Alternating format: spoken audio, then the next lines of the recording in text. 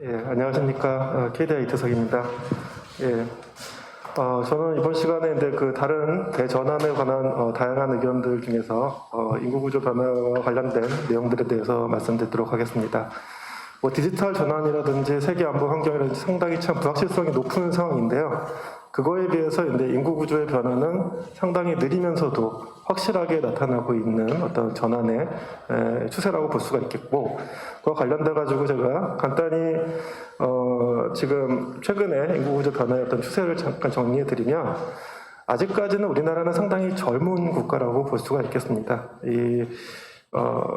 인구 고령화를 나타내고 있는 인구 부양률에 대한 어떤 그래프인데요. 이 빨간색에 있는 그래프가 한국의 인구 부양률이고, 파란색에 있는 구간이 이제 OECD 국가들의 인구 부양률의 어떤 구간이라고 볼 수 있겠습니다. 2000년도까지는 우리나라는 가장 젊은 국가 중에 하나였고요. 2030년까지는 그래도 젊은 국가입니다. 근데 2030년 이후에는 평균적인 국가에서 가장 나이가 많은 국가로 전환되는 시점이기 때문에 한 10년 정도의 시차를 두고 인구의 어떤 혜택을 얻는 국가에서 인구의 부담을 얻는 국가로 전환되고 있는 어떤 전환기적 시점이라고 볼 수가 있겠습니다.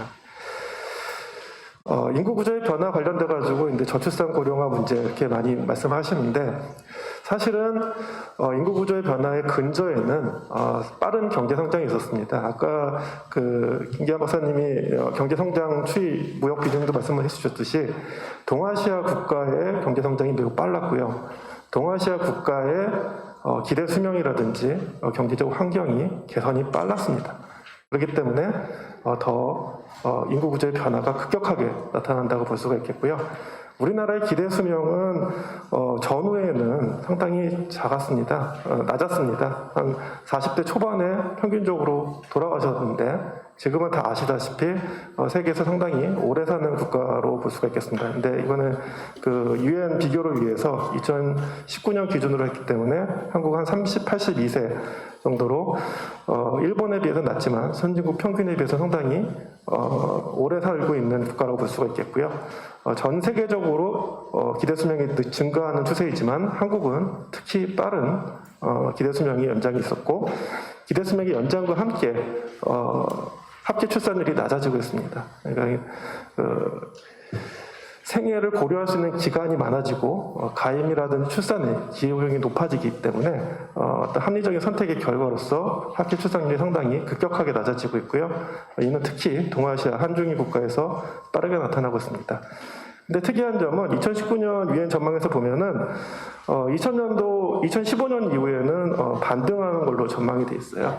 그 이유 중에 하나는 이제 우리가 베이비붐 세대가 있겠고, 베이비붐 세대의 어떤 자녀들이 결혼하는 세컨 베이비붐 세대가 있었고, 근데 2010년도쯤 되면 이제 3차 베이비붐 세대가 가입 연령에 도착을 해가지고 더 출산이 늘 것으로 예측을 했었는데, 반등이 됐었는데, 다 아시다시피 2019년도에 출산율이 0.92명, 작년에는 0.81명 이렇게 계속 지속적으로 떨어지고 있기 때문에 전반적으로 고령화 속도는 더욱더 빨라질 것으로 보겠습니다. 그러니까 기대 수명이 연장되고 애들이 더 적기 때문에 경제 성장, 생산 가능 연령 대비 노인 인구의 비중, 노인 부양비는 급격하게 올라갈 수 있을 것으로 보이고요.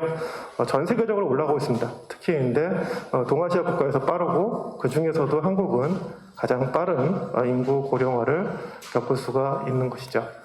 그와 관련돼 가지고 홍정민 원장님께서 말씀하셨듯이 작년이 저희가 50주년이었기 때문에 저희가 대표 과제로서 인구구조 변화에 대응한 구조개혁 방안에 대해서 연구를 했었고요.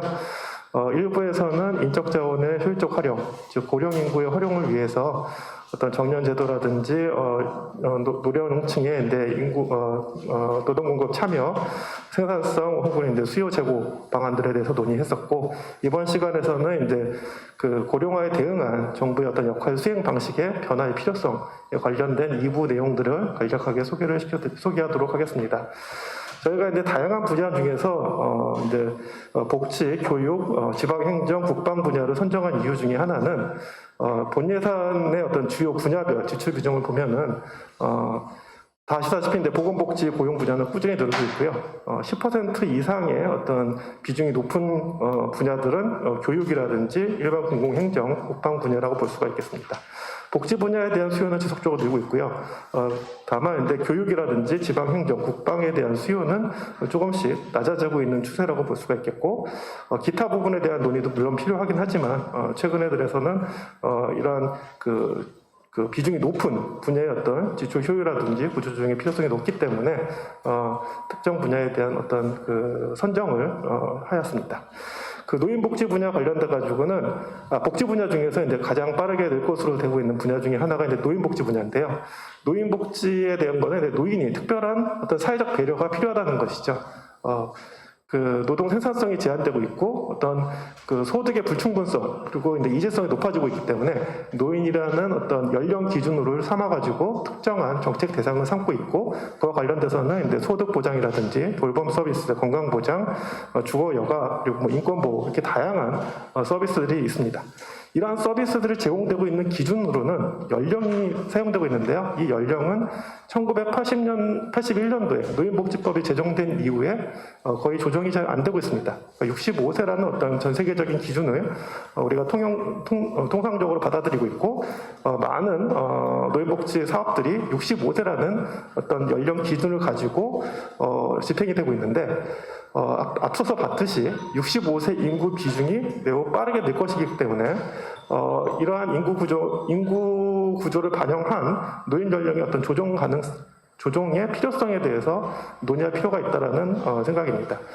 우리보다 더 빠른 고령화를 겪었던 주요국들을 본다 그러면은 다 아시다시피 연금 수급 연령 관련돼 가지고 2000년도까지는 연금 수급 연령이 계속 낮아졌습니다. 근데 복지 국가에 대한 어떤 중요성에 대한 논의라든지 어떤 전반적인 경제 수준의 개선에 따라서 노후 소득 보장을 더 충실하게 하기 위한 연금 수급 연령이 낮아졌다 그러면 2000년도 이후에 복지 국가 어떤 개혁 과정에서 국가별 성별 차이가 축소되는 가운데 연금 수급 연령이 점진적으로 올라가고 있고요.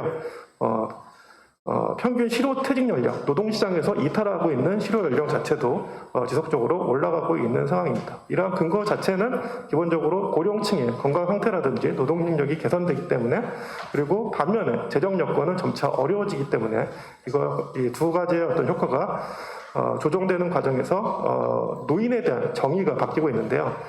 2000년도 그 영국이라든지 주요국의 어떤 노인 연령 조정의 어떤 그 사례들을 살펴본다 그러면 기본적으로 그러니까 전문가 집단에서 독립적이고 엄밀한 의미에서의 어떤 실증적인 근거를 마련하고 그리고 각 이해 집단, 정부라든지 어떤 노조라든지 관련 노인단체들 이런 그 이익단체들이 다양한 이견이 있기 때문에 개방성과 충분성을 확보하기 위한 수기 과정을 거쳐가지고 개혁안을 마련하고 그 개혁안을 바로 실행하는 것이 아니라 한 5년 정도 혹은 10년 정도의 기간을 가지고 유예기간 그리고 조정할 수 있는 조정 스케줄을 마련하고 그거에 따른 취약집단에 대한 피해 검토라든지 대안 검토의 어떤 행정부적 차원에서의 보완이 이루어지고 있습니다. 우리나라 같은 경우는 지금 65세 기준이 현실적으로 지금 큰 문제가 아닐 수도 있다라는 것은 평균 기대 연령이라든지 어떤 죽기 전까지 어떤 자녀 기대 연령으로 기준을 한다 그러면 평균적인 측면에서의 어떤 개선을 파악한다 그러면 70세 이상이 노인 연령으로서 적합하다고 볼 수가 있겠습니다. 근데 이거는 평균적인 추세고요. 평균적인 개선 상황을 본다 그러면 노인 연령은 지금이라도 조정될 필요성은 있겠지만 성별, 지역별, 소득별, 건강 상태별 격차가 축소하고 있는 수준이긴 하지만은 2세에서 6세 정도의 어떤 갭이 있습니다. 취약 집단들은 평균적인 어떤 기대 수명에 비해서 2세에서 6세 정도 낮기 때문에 현재 어떤 65세 기준의 조정의 어떤 시급성은 상당히 그러니까 조금 시간이 있다라고 볼 수가 있겠고요.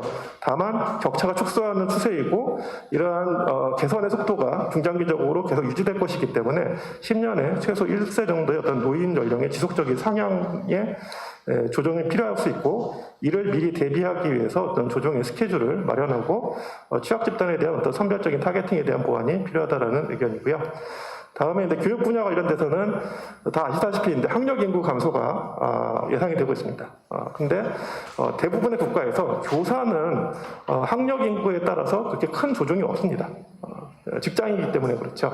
그렇기 때문에 초등학교 교사당 학생 수는 현재 그 교사 수를 유지한다라 그러면 2014년대 15명을 도달한 이후에는 장기적으로 감소해서 10명 이하로 떨어질 것이고요. 고등학교 교사당 학생 수도 마찬가지로 10명 2019년에 지금 12여 명인데 10명을 하회할 전망입니다. 지금 사립학교에서는 교사 수라든지 학교 수가 조정돼가지고 지속적으로 감소되고 있지만 국공립은 완만하게 증가하고 있는 추세이기 때문에 이와 관련돼가지고 이제 정책적인 어떤 조정의 필요성이 나타나고 있고요. 물론 이제 학급 규모라든지 교사당 학생 수가 줄어들어서 우리의 그 학생들한테 교육이 더 개선된다 그러면 우리가 할 수도 있는 것이죠. 근데 그러한 효과가 과연 충분한가, 충분한 교육적인 이점이 있는가에 대한 논의가 필요할 수 있을 것 같고요. 그와 관련돼서 저희가 분석한 결과에 따르면은 초등학교라든지 중학교의 학습 규모 축소는 일부 학업 성취도 개선에 도움이 되지만 고등학교 학급 규모 축소는 대부분의 학급 성취도에서 효과가 없고요. 비인지적인 능력의 개선에 있어서도 초등학교에 대해서는 어떤 학교 적응이라든지 수업 태도 측면에서의 기여가 있지만 중학교 규모의 중학교 이상에서는 비인지적 능력의 개선 효과도 발견되지 않고 있기 때문에 저학년 위주에서의 어떤 학급수 감소는 일정한 타당성이 있지만 고학년 이상에서의 학급수 감소는 오히려 부정적인 효과가 나타날 수도 있다. 그러니까 피어 이펙트라든지 어떤 다른 동료들로부터 배울 수 있는 기회를 오히려 축소하기 때문에 적정 학급수 학생수 학급 규모의 유지를 위해서는 교원 수급 계획의 조정 가능성도 필요할 수가 있다고 볼 수 있겠고요. 신규 채용 규모의 조정이라든지 새로운 교육 수요의 대응 역량을 강화하여 교원 수급 개혁의 최종 채용 규모 조정안을 좀 조정할 필요가 있습니다. 그래서 지금 실제도 2020년도에 교원 수급 계획 채용 규모 조정안에 따라서 조정이 있는데 조정이 있음에도 불구하고 출산율 저하에 따른 추가적인 축소 전망이 나타나고 있고 교육상 이점 그리고 아동 공교육의 수요를 감안하더라도 중장기적인 인력 양성 체계의 어떤 조정은 필수적으로 생각이 됩니다. 다음으로 이제 지방재정 분야는 지방별로 인구 구조의 변화가 다양하게 나타난다는 것이고 그리고 특히 소규모 그리고 농어촌 비수도권 지역의 인구 구조의 변화가 빠르게 나타난다는 특성이 나타나고 있습니다. 지금 현재에도 전남, 강원, 전북, 경북 지역에서는 고령 인구 비율이 20% 상회하고 있고 인구 대책을 적극적으로 실시하고 있습니다. 그럼에도 불구하고 2047년도 전망을 본다 그러면 이들 지역의 고령화 자연 인구 감소라든지 경제활동 인구 구성비가 낮은 측면을 봤을 때는 이러한 중장기적인 어떤 그 격차가 오히려 중장기적으로 확대될 가능성을 예측할 수가 있겠고요. 인구 감소라든지 고령화가 지방 재정을 약화시키고 특히 소규모 지자체 재정을 악화를 가속할 것이기 때문에 이를 감안한 정책적인 대응이 필요할 수 있다고 볼 수 있겠습니다. 소규모 지자체 같은 경우는 고령 인구 비율의 빠른 증가에 따라서 복지 진출의 증가가 나타나고 있기 때문에 이러한 복지 재원의 마련성이 다른 지자체에 비해서 더 클 수 있다고 볼 수가 있겠고요. 그와 관련돼 가지고 지역별 교육 복지 수요의 변화라든지 속도가 다르기 때문에 이를 감안한 지방 재정의 유연성 확보 방안을 마련할 필요성이 있다고 봅니다. 영유아 교육 수요라든지 평생교육 등 미래 여건 변화에 대응한 지방교육 개정의 활용을 좀 고려할 수 있고요. 지금과 같이 초중등 중심의 어떤 그 지방교육 재정의 활용보다는 영유아라든지 평생교육과 같이 추가적인 어떤 재정 수요가 요구되고 있는 분야에서의 어떤 교육 분야의 재원의 어떤 그 유연화 그리고 인구 구조 변화의 속도가 지역별로 격차가 있기 때문에 교육 수요와 복지 수요의 상대적 비중을 지역적 사정에 따라서 고려할 수 있도록 지방재정 예산의 일원화 등 예산 칸막이를 제거할 수 있는 종합적인 예산 배분이 요청되고요. 교부세 산정과 같이 어떤 지방의 이질성을 교정하는 제도에 있어서도 특정 목적의 어떤 보조금이라든지 이전 지출보다는 다양한 재원을 포괄적으로 이전한 다음에 실적 자치권 강화에 따른 지방재정 효율화를 모색하는 게 좀 더 효율적이라고 볼 수 있겠습니다. 다음으로 국방 분야는 청년 인구가 감소되고 있기 때문에 병력 자원이 감소합니다. 그러니까 출산율 중위 가정을 가정했을 때도 2022년부터 23년까지 20만 명 중반대의 어떤 병력 자원이 예상이 되고요. 2034년 이후에는 이들 자원이 추가적으로 떨어져서 20만 명 수준으로 현역 가용 인원이 줄어들 것이 지금 전망되고 이건 변화할 가능성이 없죠. 그리고 이제 현역 복무 기간도 계속 줄어들고 있기 때문에 병력 자원이 줄고 복무 기간이 줄기 때문에 병력 감소가 불가피함에도 불구하고 우리나라의 분당 상황이라든지 정치적인 어떤 갈등 상황은 크게 변화될 가능성이 시급하게 보이지 않는 상황입니다. 이와 관련돼 가지고 이제 모병제 전환이라든지 군 기술 체계 혁신화 같이 이제 다양한 제도 개편 방안들을 통해서 병력은 줄지만 필수적인 국방 서비스를 유지할 수 있는 방안들에 대해서 논의할 필요가 있는데요. 특히 이제 모병제 관련돼가지고 저희가 검토한 바에 따르면은 안보 위험 요인이라든지 주변국 군사력, 주변국과의 관계, 국민의 인식, 역사적 맥락을 고려할 때 현재 차원에서 이제 모병제 전면 전환은 상당히 좀 어려운 측면이 있습니다. 그렇기 때문에 점진적으로 자발적인 복무 기간을 연장할 수 있는 유인 구조의 마련이 현실적으로 타당할 수 있다고 보고요. 대만 같은 경우는 이제 2005년부터 2017년 사이에 병력제도 개편으로 인해 가지고 2018년도에 모병제 전환했는데 상당히 오랜 시간 준비를 하였습니다. 그리고 그럼에도 불구하고 이제 남북한이라든지 이스라엘, 터키와 같이 분쟁의 위협이 상존하는 국가들에서는 대다수의 국가에서 징병제를 채택하고 유지하고 있는 특성이 있습니다. 모병제 전환 가능성에 대해서 이제 국민 인식을 본다 그러면 지금 현재 다수가 찬성하고 있지만 상당 부분의 반대 의견들이 남북 대치 상황, 병력 의무의 형평성 저해 등의 반대 의견을 제시하고 있고 이들 우려에 대해서는 상당히 많은 부분들이 공감하고 있으면서도 심각한 문제라고 인식하고 있기 때문에 실제 의무 복무를 유지하면서 의무 복무자 내에서의 어떤 전문 분야의 육성이라든지 전문 분야의 복무 연장 그리고 별도의 유급 지원병제 등을 활용해서 모병제적인 요소를 점진적으로 활용한 이후에 국민적인 공감대를 형성하여 좀 더 모병제적인 성격을 확대할 수가 있을 것으로 생각이 됩니다. 마지막으로 이제 지금까지 이제 여러 가지 이제 분야별 지출에 대해서 봤는데 분야별 지출에 대한 조정이 있음에도 불구하고 재정 수요가 늘기 때문에 어떤 추가적인 재원 마련 방안에 대한 고민이 필요하고 있고요. 그와 관련돼 가지고는 이제 기재부라든지 다양한 기관에서 장기 재정 전망을 했는데 총 지출 증가율에 대한 적극적인 통제에도 불구하고 국가 채무 비율의 지속적인 증가는 불가피한 상황입니다. 그런 상황에서는 어떤 재원 마련에 추가적인 개혁 과제들에 대한 논의가 필요하고요. 우리나라와 이제 다른 나라들 좀 비교해가지고 고령화를 겪은 국가들의 어떤 그 세수 구조라든지 세수 구조의 변화를 선택한다 그러면 고령화를 겪은 국가들의 대부분의 국가에서 국민 부담률이 점진적으로 증가되고 있고 소비세 비중이 증가되고 있는 것이 관측되고 있습니다. 현재 우리나라의 국민 부담률은 OECD 평균에 비해서 8%포인트 정도 낮고 있는데 현재 아까 처음에 보셨던 그래프와 같이 우리나라는 아직까지 젊은 국가거든요. 우리나라의 인구 구조와 OECD 평균의 인구 구조를 비교한다 그러면 현재 인구 구조는 1970년대 인구 구조라고 생각할 수 있고 그와 같이 어떤 인구 구조를 좀 시기별로 좀 매칭을 한다 그러면 격차는 3%포인트 정도로 축소되고 있기 때문에 우리가 아직까지는 OECD에 비해서 낮긴 하지만 젊은 국가의 특성에 따라 가지고 국민 부담률의 비중이 좀 낮은 것이라고 판단할 수가 있겠습니다. 그럼 향후에 고령화가 됐을 때 어떤 변화를 겪을 것인가? 그러면 OECD 국가가 70년도부터 지금까지의 변화의 어떤 양상을 본다 그러면 세목별 비중을 비교할 때 소비세 비중이 조금씩 높아질 것으로 예상이 되고요. 국민 부담률도 조금씩 높아질 것으로 예상이 됩니다. 근데 실제로 고령화를 겪었을 때 부가세가 자동으로 올라가는 건 아니에요. 고령화를 겪으면은 부가세 수는 줄어듭니다. 왜냐하면 연령별 소비 패턴이 상이하고 있기 때문에 인구 고령화에 따른 소비 패턴을만을 고려해서 본다 그러면 세원은 주는 것이죠. 근데 다른 나라 국가들은 소비세 비중이 늘어났다는 것은 소비세제 개편을 적극적으로 추진했다는 것입니다. 고령층 증가에 따라서 의료 서비스라든지 임대료, 식료품 소비 비중은 확대되고 반면에 교육이라든지 의료, 통신, 음식 숙박 서비스의 소비 비중은 낮아질 것으로 예상이 되는데요. 이와 같이 소비 비중의 변화와 소비 패턴의 변화는 소비세의 실효세율을 낮출 것으로 예상이 되고 현재 세제를 유지할 경우에는 세원 축소에 따른 세원 감소가 예상이 됩니다.